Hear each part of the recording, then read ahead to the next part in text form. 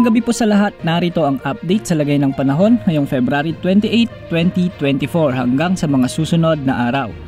Sa ngayon ay patuloy na nakakaapekto ang northeast monsoon sa Luzon at Visayas at easterlies naman sa natitirang bahagi ng ating bansa.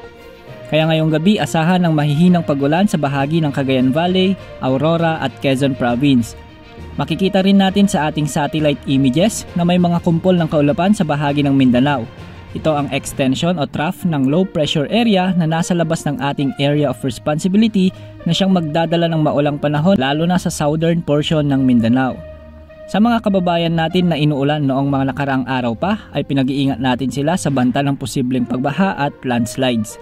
Samantala ang LPA na nasa labas ng ating PAR ay mababa ang tsansa na pumasok sa ating bansa at mababa rin ang tsansa na lumakas bilang bagyo sa mga susunod na araw. Sa Metro Manila at sa nalalabing bahagi ng Visayas at Mindanao, magiging bahagyang maulap hanggang sa maulap ang papawirin na may mga tsansa ng kalat-kalat na pag-ulan.